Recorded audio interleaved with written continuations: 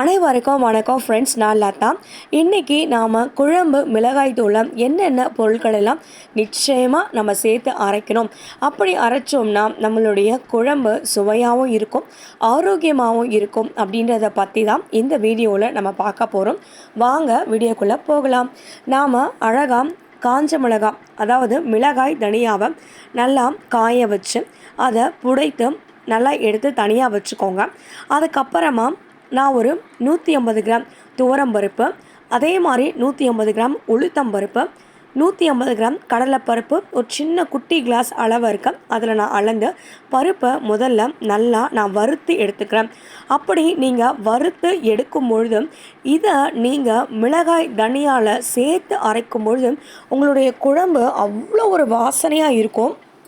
உங்களுடைய குழம்பு மிளகாய் தூள்னால் உங்களுடைய குழம்புக்கு மென்மேலும் சுவை அதிகரிக்கக்கூடிய பெரிய ஒரு வாய்ப்பு இந்த மிளகாய் தூளை நாம் பக்குவமாக அரைப்பதன் மூலமாக நிச்சயமாக நமக்கு கிடைக்கும். அதனால் இந்த துவரம்பருப்பு, கடலைப்பருப்பு, உளுத்தம்பருப்பு இந்த மூணையும் நீங்கள் பொன் நிறமாக வர வரைக்கும் கைவிடாமல் நீங்கள் வறுத்து எடுத்துக்கோங்க. கை வலிக்கும், இருந்தாலும் பரவாயில்ல, நாம் குழம்பு ருசியாக சாப்பிடணும், நம்ம வீட்டில் இருக்கவங்க ஆரோக்கியமாக இருக்கணும் அப்படின்னு நம்ம நினைக்கும் பொழுது கைவிடாமல் நம்ம வறுத்துட்டே இருக்கணும் அப்படின்ற ஒரு எண்ணம் நம்ம மனசுலேயே இருக்கும், எவ்வளவு கைவலிச்சாலும். அதுக்கப்புறமா இது கோல்டன் ப்ரௌன் கலரில் இந்த பருப்பு எல்லாமே நம்மளுக்கு அழகாக வந்துடும். அதுக்கப்புறமா நான் ஒரு 150 கிராம் மிளகு சீரகத்தை அது கூட சேர்த்து நான் பொரித்து நல்லா எடுத்துக்கிறேன். ஏன்னா இதுக்கு முன்னாடி நம்ம பருப்பு போடுறதுக்கு முன்னாடி மிளகு சீரகம் போட்டோம்னா நிச்சயமாக அது சீக்கிரமாக தீயறதுக்கு வாய்ப்பு இருக்குது சீரகம். அதனால் நீங்கள் பருப்பை முதல்ல நல்லா வறுத்து எடுத்துக்கிட்டு அதுக்கப்புறமா நீங்கள் மிளகு சீரகம் அது கூட ஒரு 25 கிராமுக்கு வெந்தயம் போடுங்க. வெந்தயம் போடுறதுனால நிச்சயமாக ஒரு குளிர்ச்சியை கொடுக்கும், உடலுடைய சூட்டை தவிர்க்கும் அப்படின்றது தான். அதுக்கப்புறமா சுக்கு ஜீரணத்துக்கு மிக மிக நல்லது. அதனால் சுக்கு நான் ஒரு 1/2 கிலோ மிளகாய், 1/2 கிலோ தனியாக்க நான் ஒரு 10 ரூபாய்க்கு வாங்கி இந்த சுக்கையும் சேர்த்து நல்லா வறுத்து எடுத்துக்கிறேன். இது கோல்டன் ப்ரௌன் கலரில் வரும். இப்போ நம்ம சீரகமும் மிளகும் போட்ட உடனே சீரகம் படபடன்னு பொரிய ஆரம்பிக்கும், அதே மாதிரியே வெந்தயம் போட்ட உடனே நல்லா பொரிய ஆரம்பிக்கும். நம்மளுக்கு நல்ல கம வாசனை வரும். இந்த வாசனையை நாம் வறுக்கும் போதே நம்மளுக்கு அவ்வளோ ஒரு அற்புதமாக இருக்கும். நாம் இந்த வாசனையோட இந்த பொன்னிறமாக வர வரைக்கும் நல்லா நம்ம வறுத்து எடுத்துக்கணும்.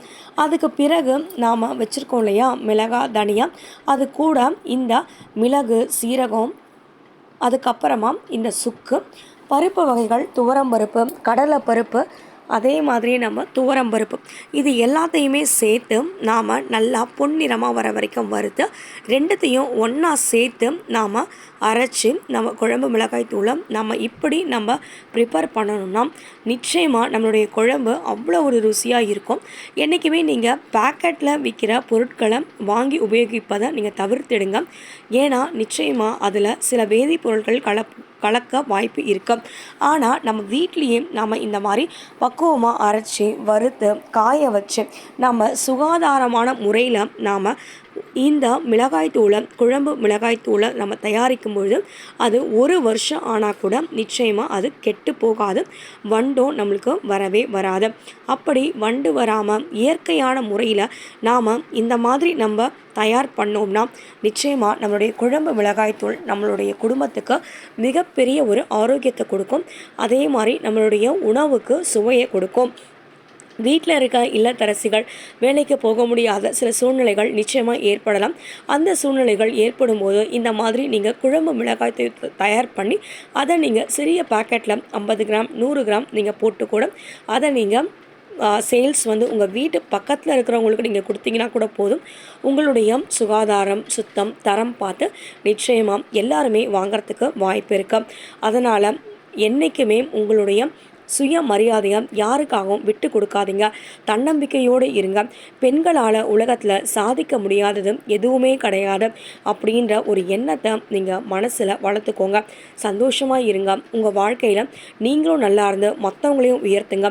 உங்களால் முடிஞ்ச வேலை வாய்ப்புகளை நீங்கள் முதலாளியாக மாறி உங்களுடைய ஊரில் இருக்கிற மக்களுக்கும் நாட்டில் இருக்கிற மக்களுக்கும் உலகத்தில் இருக்க மக்களுக்கும் வேலை வாய்ப்புகளை கொடுங்க. நாட்டினுடைய உலகத்தினுடைய பொருளாதாரத்தை நீங்கள் உயர்த்துங்க. நிச்சயமாக உங்கள் வாழ்க்கை சிறப்பானதாக ஆகிறது மட்டும் இல்லாமல் பிறந்த நாட்டுக்கும் இந்த உலகத்துக்கும் பெருமை சேர்க்கிற ஒரு சிங்கப்பெண்ணாக உங்களுடைய வாழ்க்கையை நீங்கள் நிச்சயமாக மாற்ற முடியும். போராடுங்க, போராடுங்க, போராடுங்க. மனம் தளராமல் போராடுங்க. நிச்சயமாக நீங்கள் வாழ்க்கையில் எல்லாருமே ஜெயிப்பீங்க. நாம் பிறந்த இந்த உலகத்துக்கு நாம் ஏதாவது ஒரு நல்லதை நிச்சயமாக நம்ம செய்யணும். நம்மளுடைய வாழ்க்கை எல்லாருக்குமே ஒரு நல்ல பாடமாக இருக்கணுன்றது என்னோட ஆசை. என்னோட வாழ்க்கையில் நான் நிச்சயமாக நிறைய சாதிப்புன்றதுக்காக நான் முயற்சி பண்ணுறேன். நிச்சயமாக நான் ஜெயிப்பேன்.